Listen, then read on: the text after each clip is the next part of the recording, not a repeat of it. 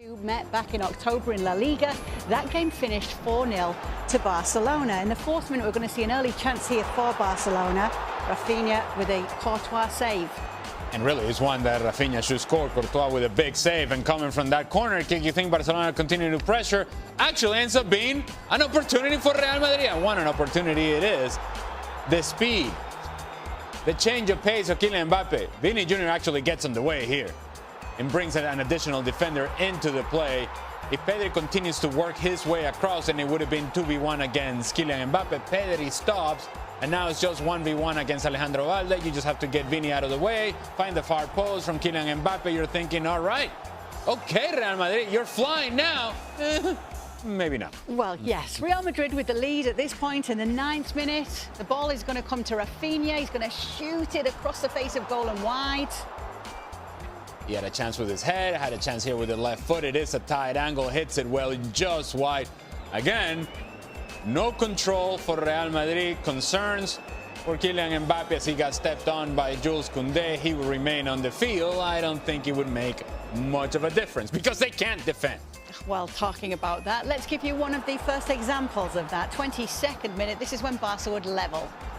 Antonio Rudiger gets himself out of position chasing Robert Lewandowski, and that opens up a big gap in the back line of Real Madrid. And now, if you're Tchouaméni, you have to force Lamine Yamal to the outside to his right foot. Instead, he's allowed to come inside, and then the calmness of the finish, giving a clinic.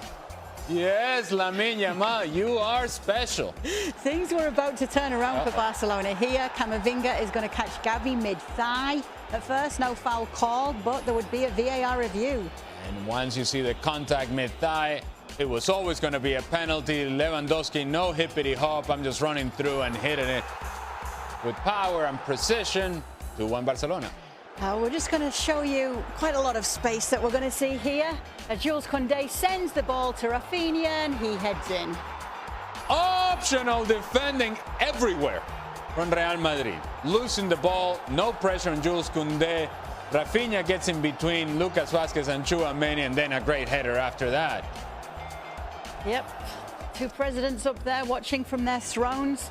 Now this moment shows Eduardo Camavinga with his arms around Lamine Yamal. Remember, he'd been booked. He got a yellow for that moment with Gavi earlier on. He didn't get a yellow here. And should have been a second yellow. He should have been out of the game. Oh, Real Madrid. Why is this your corner kick method when the scoreline is what it is, and we're still only in the first half at this point? The answer to that question, Kay, is I have no idea. They get cute, they get creative, they lose the ball, now they get out in transition, and just watch the lack of commitment from Real Madrid to get numbers back with speed. You have Valverde getting back, and then everybody else is kind of a slow jog, and eventually Alejandro Valde finding the far post. No commitment defensive from Real Madrid, and it showed. To the second half we go as Real Madrid try to bite back. Vini Jr. is going to get the ball to Rodrigo here. The one time that we saw Vini Jr. get to the end line and do something productive from that left-hand side. It is a good cross, and it's one that should be in the back of the net. Rodrigo hits it so cleanly, but off the post and out. And right after that, this would happen for Barcelona. Apparently, Real Madrid, that struggles to defend in the best of days with this sort of back line, they decided, you know what we're going to do? Let's go play a high line, and let's get on the attacking side of that high line. Yeah, not going to work out. Poor defending from Tchouaméni in terms of allowing Rafinha to get back on his left foot. Nobody tracking back.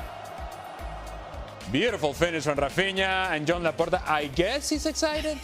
If he is, he's not showing it. He's probably dancing around inside, though. Then came this 54th minute contact between Chesney and Mbappe here. Yeah, and Jesus Manzano didn't give it as a foul to begin with, but once you see